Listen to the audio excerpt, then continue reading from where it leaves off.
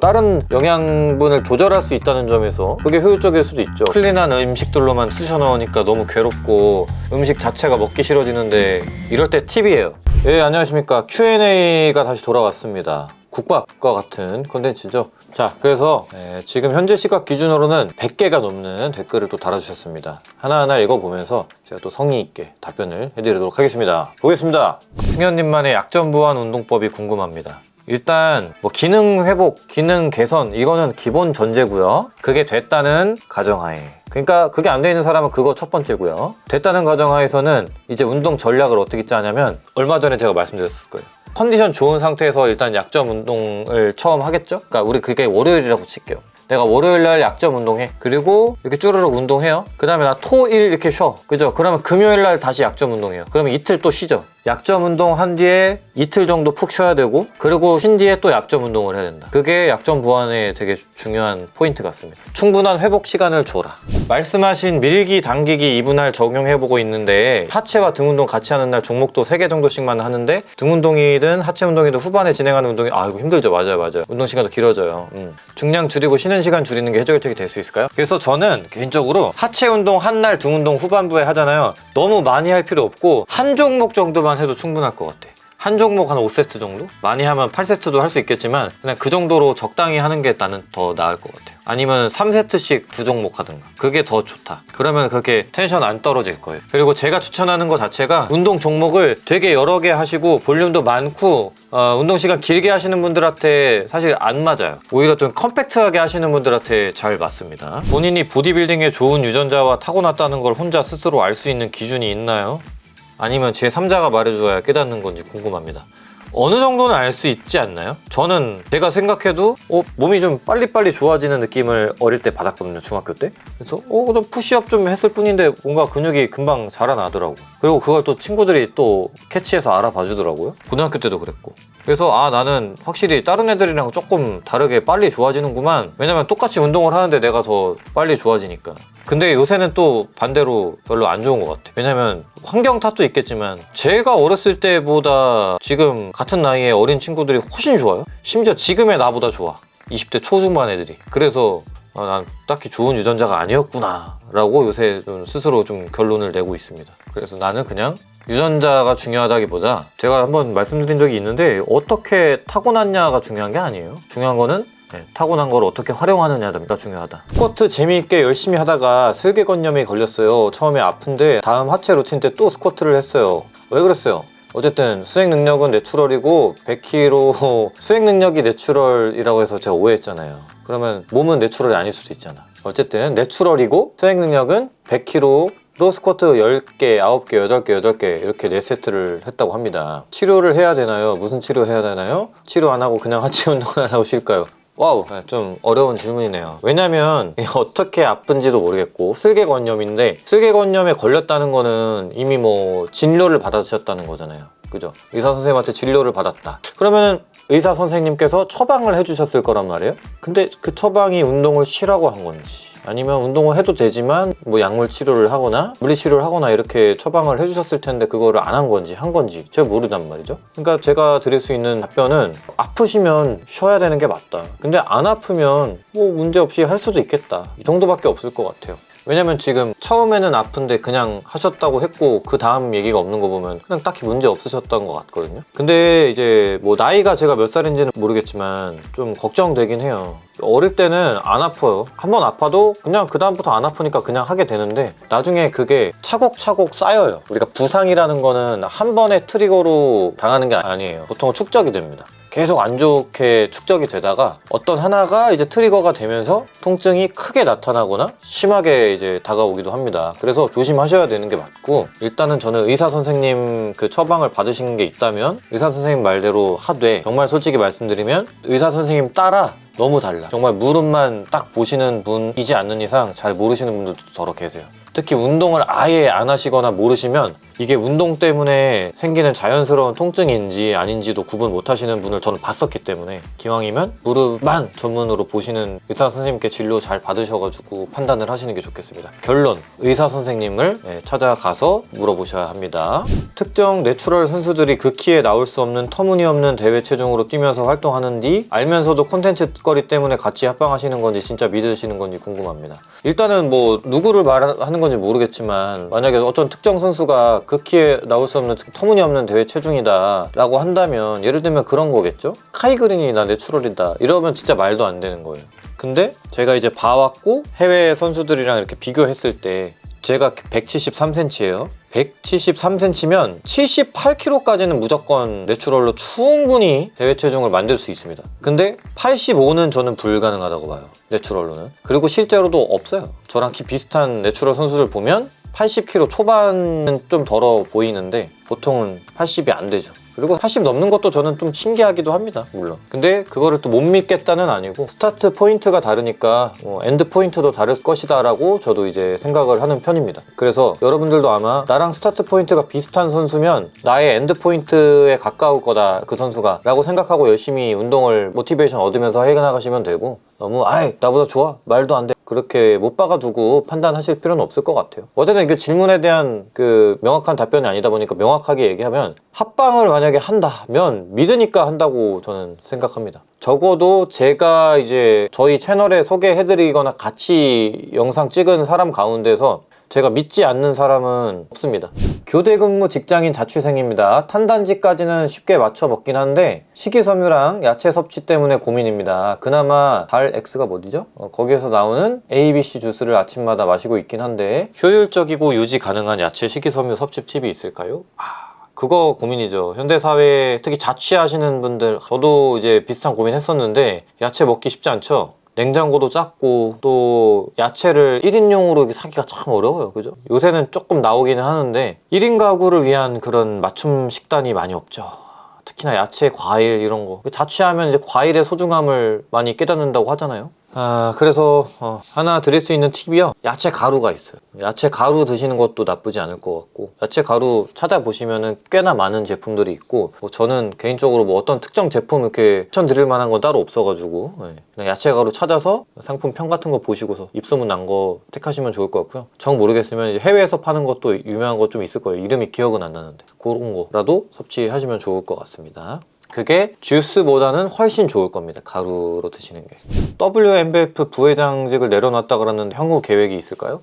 일단은 뭐 구체적인 계획을 세우진 않았고 그냥 뭐 흘러가는 대로 일단은 가자, 거기에 맞게 흘러 내려가야 되지 않을까 라는 생각도 했어요. 솔직히 말씀드리면 그냥 서울에 온 뒤로 바로 좀 공교롭게 WMBF 때문에 제가 서울에 다시 돌아온 건데, 공교롭게도 돌아오자마자 이렇게 WMBF와 인연이 끝나게 돼서 뭔가 저도 공허했고 뭔가 이방인이 된 느낌이었어요. 계획은 없습니다. 한동안 많이 생각하고 사색하고 뭐 아니 경험하면서 계획을 세워볼게요. 그래도 뭐 좀 가까운 계획이라고 치면 또 아무래도 저의 이제 소중한, 피는 안 섞였지만 형제인 피지크 삼형제의 많은 도움과 의견 이런 거를 따라서 IFBB, IF 프로 쪽으로 많이 생각이 기울고 있긴 합니다. 그 정도. 저녁 안 먹고 저녁 운동 후 집에 오는 시간 10시쯤인데 아이쿠야 너무 텀이 긴데요, 그죠? 단백질 쉐이크 한 잔 먹고 자도 될까요? 식사를 하시고 자도 돼요. 나는 건강보다 근육이다 하시면 식사를 하시고 주무시고요. 나는 근육보단 건강이다 하시면 이제 무리해서 식사하실 필요는 없을 것 같아요. 소화기관에는 그렇게 안 좋을 테니까요, 그죠? 식도염이라든가 막 이런 것도 생길 수도 있고. 저도 한동안 고생했었거든요. 승모근 운동을 상부, 중부, 하부로 나눠서 하시는지 궁금합니다. 이제 승모근 운동할 때 상부 승모근 운동 따로, 중부 따로, 하부 따로 이렇게 접근을 일단은 하는 게 맞긴 한데, 기능적으로 좋아지시고 익숙해지시면 중하부 승모근은 한 번에 다 하실 수가 있을 거예요. 근데 이제 종목이 좀 여러 개가 돼야 되는 거는 뭐 틀림없고, 개인적으로는 상부 승모근 같은 경우는 제 주변의 치료사분들이나 트레이너 선생님들이 추천하는 게 오버헤드 슈러그를 많이 추천해 주셨고요. 하부 승모근 같은 경우는 뭐 너무 유명한 게 Y레이즈도 있고요. 그죠? 중부 승모근 같은 경우는 체스트 서포티드 로우를 이제 잘 하는 법이 있습니다. 그것도 중요한데, 공통적으로는 Y레이즈 또 오버헤드 슈러그 이런 거에서 알 수 있듯이 팔이 이렇게 위로 올라간 상태에서 뭔가 동작이 일어나는 그런 거를 되게 강조하시더라고요. 그래서 건강한 승모근을 갖고 난 뒤에 로우라든가 뭐 이런 풀다운이 됐든 로우가 됐든 뭐가 됐든 간에 등 운동을 하면 훨씬 더 잘 될 거고 승모근도 저절로 잘 발달을 할 겁니다. 저는 좀 척추, 경추, 정렬 상태가 좋지 못했어서 가지고 억지로 등 운동하면서 조금 안 좋아진 케이스예요. 그래서 그거부터 먼저 건강하게 안정성 좀 만들고 하시면 좋을 것 같습니다. 월, 화, 등, 어깨, 가슴 하체 이렇게 하시고, 목금은 등, 어깨, 가슴 하체 하시고 똑같이 하시네. 한 부위당 5종목 5세트씩 정말 꾸준히 해서 운동한 지 2년째입니다. 근데 중량이 늘지를 않네요. 제가 재능이 없는 걸까요? 가끔 우울해져요. 나름 열심히 나를 이겨보자는 식으로 땀에 쩔어서 집에 가지만 늘지는 않는. 1년 전에 원RM 벤치 100kg, 스쿼트 100kg, 데드 140이었는데 지금은 벤치 100kg, 스쿼트 120kg, 데드 160kg. 뭘 안 늘었는데. 많이 드셨네요. 근데 이거보다 더 빨리 늘고자 하는 욕심이 또 있으신 거겠죠? 근데 제가 생각해서 1년 동안 그래도 20kg 가까이 벤치 빼고는 다 넣으셨는데, 솔직히 말씀드리면 좀 많이 하셔서 그런 것 같아요. 한 번 운동할 때 한 부위당 5종목을 5세트씩 하면 25세트인데 이거는 애초에 중량을 늘리는 방식이 아닌데, 이렇게 하셔서 20kg를 늘리셨으면 그래도 많이 늘리신 건데 대단하십니다. 부위당 한 종목 5세트 하는 게 중량 늘리는 법이죠? 근데 그걸 5배를 더 운동을 하셨으니까 늘지를 않죠. 너무 많이 했으니까.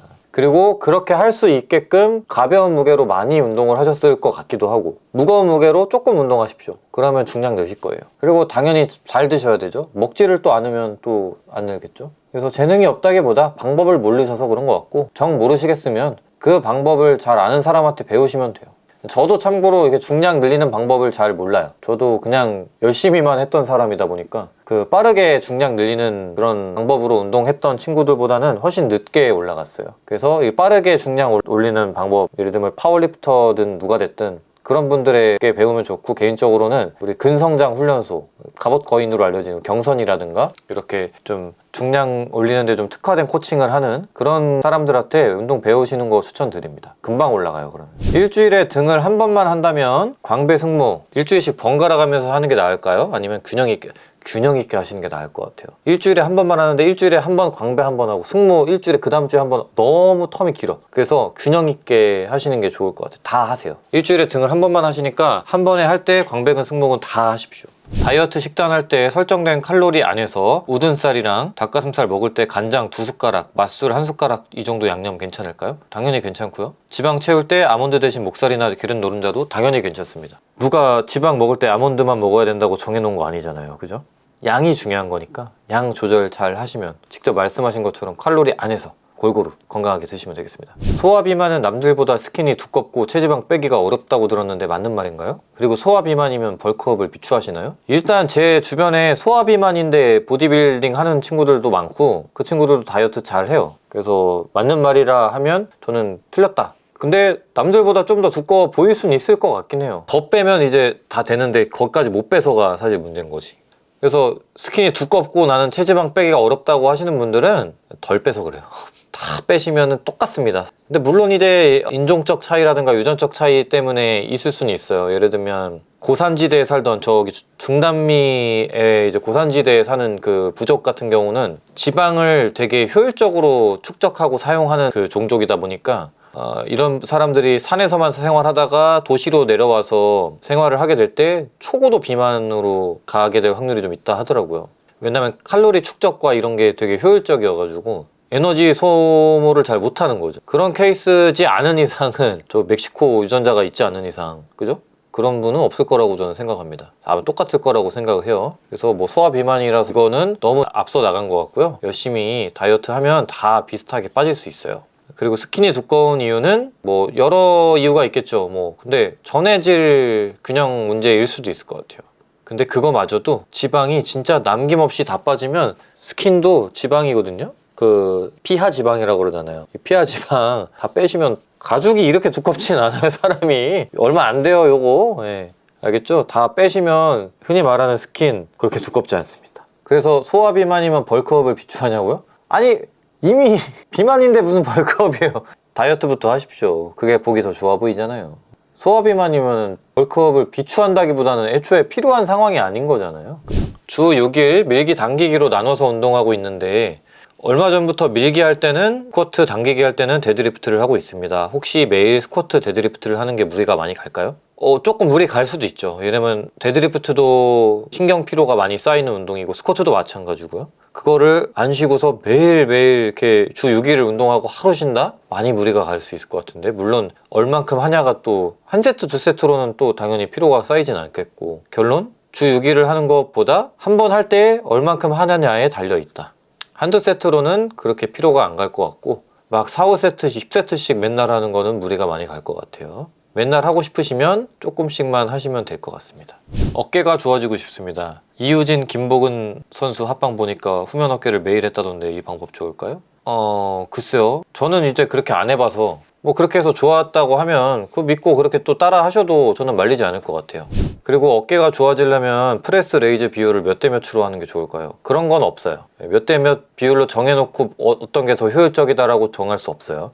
근데 굳이 따지자면 그냥 골고루 우니까 반반으로 합시다, 우리. 개인적으로 요즘 저중량 고반복 프론트 레이즈 어깨 자극이 괜찮아서 자주 하는데 근비대에는 비효율적일까요? 그냥 닥치고 중량 프레스가 답일까요? 이것도 답이 없어요. 왜냐면 연구를 봐도 저중량 고반복과 고중량 저반복이 똑같은 결과를 내요. 그래서 답이 없어요.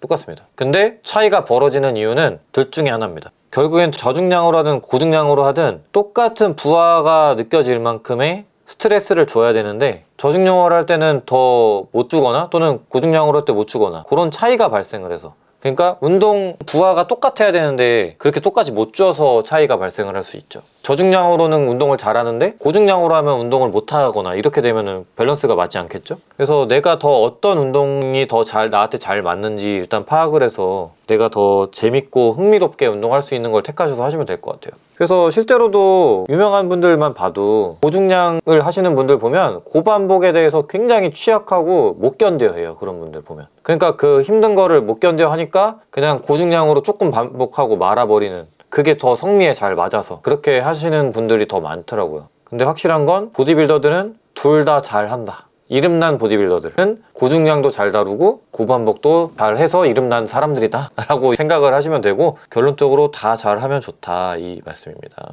등 운동 다음날 경추 6, 7번 쪽이 아프고 고개 젖히는 동작이 잘 안 되는데 이유가 뭘까요? 옛날 저희 영상 얼마 되진 않았는데 그 영상 보시면 조금 어느 정도 도움이 되실 것 같은데, 특히 팔을 위로 들 때 고개를 같이 드는 동작에서 견갑이 안정적이지 못하면 지금처럼 통증을 겪게 됩니다. 왜냐면 이제 경추하여태 압박이 많이 가기도 하고, 그 동작 자체가 능형근이라든가 이런 근육에 문제가 생길 수도 있기 때문입니다. 그리고 고개 젖히는 동작이 잘 안 되는 이유는 뭐 뼈의 잘못보다는 주변 근육, 능형근이나 뭐 후두하근, 뭐 사각근, 흉쇄요돌근, 이런 목 주변 근육이 뭔가 잘못되어 있기 때문이다. 뻣뻣해졌든 약해져 있든 어떤 운동을 하고 난 뒤에 문제가 생겼기 때문입니다. 그래서 그 정확한 원인을 파악을 해야 될 것 같아요. 이렇게 글로 등 운동한 다음날 6, 7번이 아프다, 그리고 제가 그 원인을 바로 그거는 뭘 해서 그렇습니다 라고 딱 말씀드리기에는 제가 부족해서 잘 모르겠고, 이 설명만 들어도 진단을 내려줄 분들은 아마도 물리치료사 분들 정도밖에 없을 것 같습니다. 심지어 그분들조차도 이것만 보고는 추측만 할 뿐이죠. 그러니까 죄송하지만 선생님 윗배가 아픈데 왜 그러죠? 이렇게 얘기하면 의사 선생님이 좀 당황을 하실 수 있겠죠. 그럼 저는 여기에 질문을 되게 할 게 많기 때문에 당장 드릴 수 있는 말씀은 그 정도 뿐입니다. 먹고 계시는 보충제나 영양제들, 지금 이거 실제로 가방인데, 일단은 바이오맥스 웨이 프로틴, 그리고 미네랄 컴플렉스, 아직 안 뜯었어요. 새로 와가지고. 그리고 크레아틴, 미네랄, 크레아틴, 웨이 프로틴, 이렇게 먹고 있어요. 짐웨어 옷, 짐웨어는 RBW, 피넛버터 대 생아몬드 어떤 게 더 효율적으로 지방 섭취가 가능한지. 그냥 이건 기호 차이 같아. 뭐가 더 효율적이다라는 거는 뭐 딱히 효율이라는 걸 어떻게 해석하냐에 달린 것 같아. 땅콩버터는 뭐 빵에 발라 먹을 수도 있고요, 그죠? 뭐 오트밀 같은 거에다가 또 풀어서 같이 먹을 수도 있고요. 여러 가지 활용성이 높다는 점에서 그게 더 효율적일 수도 있죠. 생아몬드 같은 경우는 땅콩 버터에 비해 아까 말했듯이 탄수화물이라든가 다른 뭐 추가적인 나트륨이라든가 이런 게 적지 않은 그냥 생물이니까, 생아몬드는 그런 게 또 다른 영양분을 조절할 수 있다는 점에서, 그죠? 그게 효율적일 수도 있죠. 그러니까 이거 효율적이란 걸 해석하기 나름인 것 같습니다. 자, 1월부터 새해 목표로 바프를 준비하고 있습니다. 열심히 하시고 계시군요. 3월 말인 지금 17% 조금 넘는 정도인데 7월 중순쯤에 8%를 달성할 수 있을지 궁금하네요. 뭘 궁금해해? 달성할 수 있다는 마음으로 해야죠. 궁금할 필요 없어요. 그냥 무조건 달성한다는 마음으로 하십시오. 유산소는 초반 한 달 바짝 하고 지금은 안 하시고 있다는데 시간이 좀 모자란다 싶으면 좀 하시는 게 좋을 것 같고, 건강상으로도 유산소 운동 하는 게 또 도움이 되니까 그냥 꾸준히 하시는 게 좋을 것 같고요. 그리고 사실 유산소를 해도 그렇고 안 해도 그렇고 먹는 거 조절하냐에 따라 속도는 비슷하게 빠질 수 있습니다만 유산소를 하는 게 더 유리하긴 해요. 근데 유산소 운동 또 부작용이 또 있어요. 부작용이라기보다는 단점, 여러분들이 항상 걱정하는 뭐 근손실, 어쨌든 좀 앞당길 수 있다.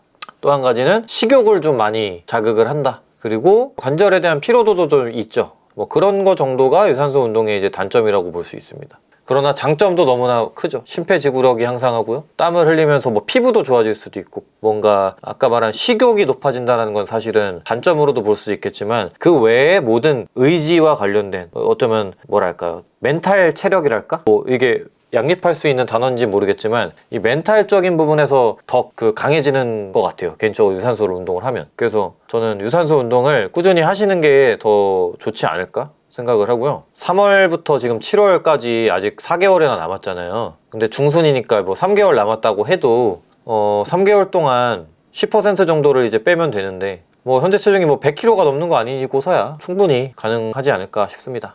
어깨 운동 시 전면 먼저, 후면 먼저 뭐를 선호하세요? 그런 게 없어요. 전면, 후면 둘 다 먼저 들어가는 게 아닌 것 같은데요.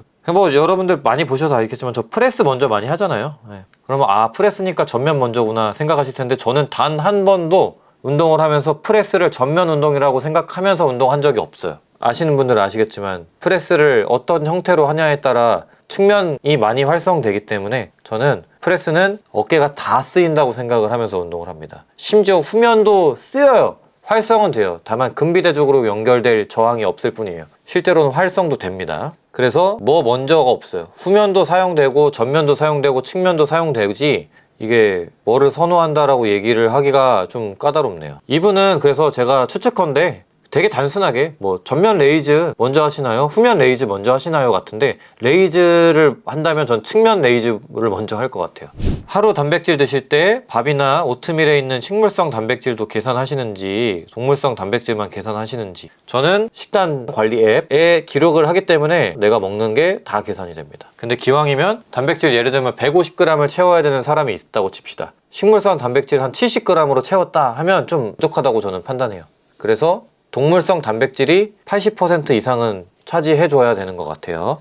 상체 운동할 때 특히 벤치프레스, OHP, 발바닥 접지력이 떨어져서 퍼포먼스가 떨어질 때가 있는데 접지력을 높이려면 어떻게 해야 되죠? 어떤 날은 발바닥이 땅에 붙은 느낌이 들어서 퍼포먼스 엄청 올라가요. 그만큼 기복이 조금 있는데 방법이 있을까요? 발바닥을 잘 쓰셔야 돼요. 발가락이랑. 그래서 이 발바닥에도 근육이 있는 거 아시죠? 발가락 움직이는 근육도 있고, 그게 이제 종아리 그리고 전경골근, 그러니까 정강이 근육, 정강이 근육이랑 종아리 근육이 되게 중요하고요. 걔네가 좀 단련이 되고 발바닥을 잘 쓰려면 발바닥 근육이 좀 좋아져야겠죠, 느낌이. 발가락과 발바닥을 잘 써야 되고 그 훈련을 따로 하셔야 되는데, 이 영역은 사실 저는 딥하게 알지 못하는 영역이 지금 딱 말씀드린 수준밖에 몰라요. 그래서 재밌는 게 트레이너분들 중에 발만 빡 공부하시는 분들도 더러 계시거든요. 어떤 분은 막 호흡만 공부하고 막 이래요. 그런 분들한테 한번 배워보시면 어떨지. 저도 그런 적이 있었는데 6년 전, 7년 전이라 다 까먹었어요. NSCA라는 그 단체인데 거기에 이제 계셨던, 그래서 발바닥을, 손바닥 보면 이렇게 할 수 있잖아요. 손가락 편채로 발바닥을 이렇게 할 수 있잖아요. 이 부분을 발바닥도 이렇게 하실 수 있어야 돼. 아치를 만들 수 있어야 돼. 그거 연습하시면 도움이 될 거고, 되면 좋고 아니면 말고인데 엄지발가락으로 좀 발바닥을 좀 잘 꼬집어 보세요. 신경 써서. 알겠죠? 그거 신경 안 써서 어떤 날은 되고 안 되는 걸 수도 있으니까. 그리고 대칭 잘 맞추시고, 삐뚤게 하면 안 되니까. 다이어트 할 때 힘도 잘 안 나고 기운도 없으실 텐데 컨디션 조절을 어떻게 하시는지 궁금합니다.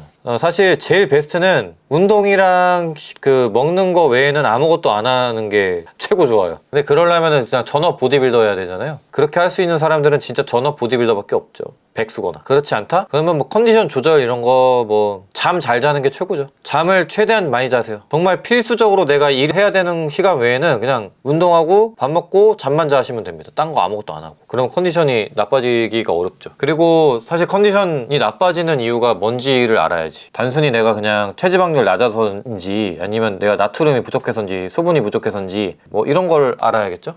코로나랑 군대 컴파운드 세트로 조지고 복학했더니 아는 사람이 없습니다. 아이고야. 수업 시간에 프로틴 바 주면서 말 걸면 친구 사귈 수 있을까요? 이분 이메일 주소 남겨주세요. 아이언맥스 프로틴 바 들어간다. 그래서 아이언맥스 프로틴 바 주면서 친구 사귀시기 바랍니다. 이메일 주소 남겨주세요. PD님 통해서 프로틴 바 보내드리겠습니다. 하루 탄수화물 320g 정도 섭취하고 있고 체지방도 빠지고 있는 중인데 공복 혈당이 높게 나올 경우에 탄수화물을 줄이는 게 맞을까요? 어쨌든 감량을 원하시는 거잖아요. 근데 체지방이 빠지고 있다면서요. 왜요? 잘하고 계신데. 그러고 안 빠질 때부터 하시면 되겠습니다. 유지해보세요. 벌크 중인데 너무 힘드네요. 클린한 음식들로만 쑤셔 넣으니까 너무 괴롭고 음식 자체가 먹기 싫어지는데 이럴 때 팁이에요. 자, 이럴 때 저만의 팁이 궁금하시다고 하니까 일단 클린한 음식들로만 쑤셔 넣는 게 사실 굉장히 괴롭잖아요. 그래서 우리 다이어트 할 때 어떻게 해요? 일주일 아주 클린하게 먹고 적게 먹은 다음에 하루 이틀 치팅하죠. 똑같습니다. 하루 이틀 다이어트를 하세요. 클린하게 먹는 게 아니라 식욕을 늘릴 수 있게 만드는 거죠. 하루 이틀 정도를 식욕이 늘릴 수 있는 식단을 하세요. 그리고 그 다음날 약간 더티하게 먹는 거야. 그러고 그 다음에 다시 좀 클린하게 또 유지해 주시고 다시 또 이틀 정도 클린한데 완전 이제 약간 칼로리 줄여서 하루 정도 그렇게 해가지고 식욕을 지속적으로 늘려주고 동시에 호르몬까지도 식욕을 담당하는 호르몬과 그리고 인슐린 얘네들의 민감도를 높여주는 방법입니다. 진짜 공개 안 하려고 했던 팁인데 저도 실제로 그렇게 요새 하고 있고요. 저는 인클라인만 하면 어깨가 아픈데 윗가슴 키울 수 있는 대체 운동 추천해 주세요. 근데 인클라인 하면 어깨가 아픈 거는 좀 문제다. 왜냐면 인클라인이 어깨가 덜 아파야 되거든. 그래서 이분은 윗가슴 키울 수 있는 대체 운동 전에 인클라인 자세 할 때 어깨가 아픈 이유부터 빨리 찾으시는 거 추천드려요. 이거는 거의 뭐 호미로 막을 수 있는 건데 지금 이거 그냥 대체 운동 더 했다가는 가래로 막지도 못해요 나중엔. 근본 원인부터 빨리 잡고 가시는 거 추천드립니다.